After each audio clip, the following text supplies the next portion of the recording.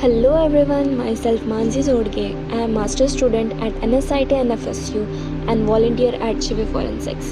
Today I am back with new video to educate you on the topic of DFSA, which stands for Drug Facilitated Sexual Assault. So basically what it is, how it works, case studies, laws related to it, cases registered and so on will be discussed in this video. So let's proceed. Let us understand what is DFSA. It occurs when a person is subjected to sexual act while incapacitated by alcohol or drugs, unable to resist or consent. It basically means that someone gives another person a substance without their knowledge or consent, making them vulnerable to sexual assault or exploitation. Commonly, the drugs used are benzodiazepine, rohypnol, GHB, ketamine, which is also known as sleep medication, alcohol, often combined with other drugs when it is used as DFSA. So let's move forward and start with our case studies. A study from Imphal examining sexual assault cases from 2007 to 2013 found that 8% of 210 cases were date rape cases. Another study showed that 4% of sexual assault survivors were intoxicated with stupefying substances added to food items before the assault. There have been reported incidents of such assaults, including cases where drinks were spiked with sedatives in context like revenge or love affairs. India does not currently have specific law for #date-rape drugs. In IPC, Section 375 covers sexual assault where consent is absent due to intoxication or administration of stupefying substances. Now let us know the term date rape. It is when someone is forced to have sex without their consent, often by someone they know. Nowadays, this has become an issue as young generation has mostly influenced by social media.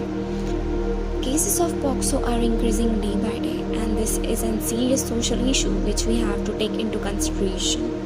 Let's now look into the cases which has taken place in India and what is the pattern in India.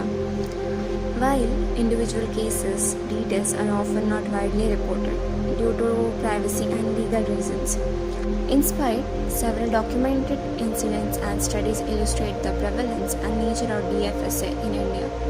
So let's move Case 1, which child victim case published in JIST. In this reported case, a child was given drugs by an abuser to make the child unconscious. While the second point was the child was influenced of drugs and the child was sexually assaulted. Sadly, the use of the sedative caused a cerebrovascular accident in which the blood flow to the brain is blocked, which leads to brain damage.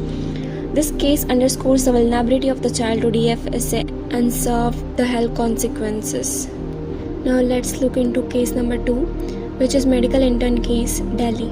A medical intern in Delhi raped a patient after giving her a drink laced with sedative. The victim could not recall the event, only suspected assault after regaining full consciousness. This case is cited as example of DFSA in healthcare settings. Case 3, which is molestation case which took place in Mumbai.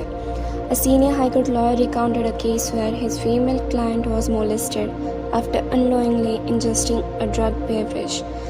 The victim lost memory of the event and realized she has been assaulted. Such incidents are reported in parties, public transports, and even in social gatherings. There are many more such unregistered cases where they are unregistered but people are aware that such things are happening. Let's see the cases of DFSA and pattern in India. Cases including child victim case, medical intern assault, molestation after party drink, death rape pattern, increasing in drug use, social media luring, public transport incidents. Majorly the registered cases are seen on the specific locations, like in Delhi it was hospital, in Mumbai it was party or social gathering. According to Imphal, various settings, there are various different locations. After that, social media luring, urban and youth parties. Public transport incidents includes bus and trains. Drugs used in such type of cases are majorly sedative. It can be any that it is unspecified. Sedatives like benzodiazepines, rohypnol or similar sedatives. or some alcohol, benzodiazepines, GHB, ketamine, Z drugs, etc. and etc. Outcome and description of such cases is minor is drugged or sexually assaulted, medical intern was drugged and raped, woman drink was spiked at the party, realized after regaining her memory that she was assaulted. 8% of 210 sexual assaulted cases involve drugs or alcohol.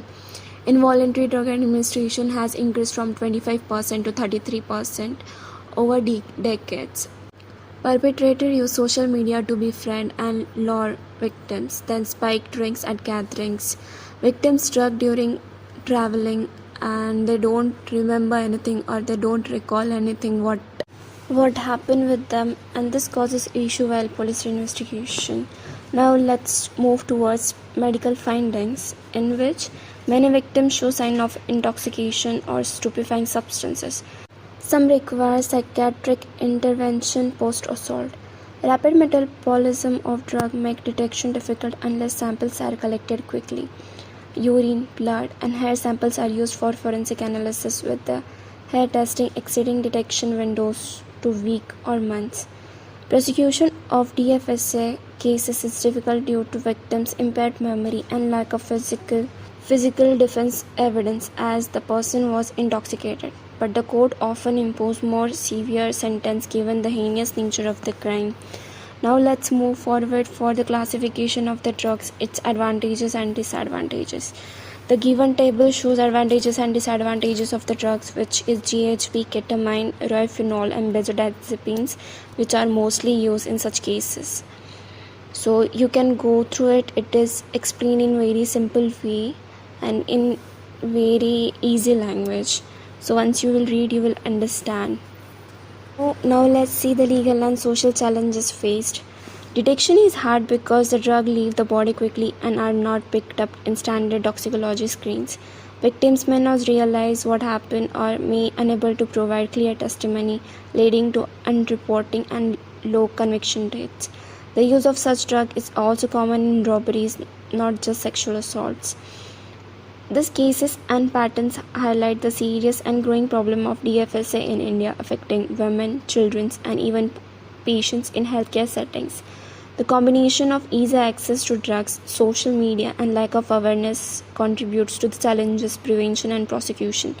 The problem is particularly concerning among the teenagers, with the survey finding that 1.6% of the percentage of teenagers is between age 12 to 17 and have reported serious dating violence, while 0.9% reported sexual assault, while 10% of them was drug facilitated.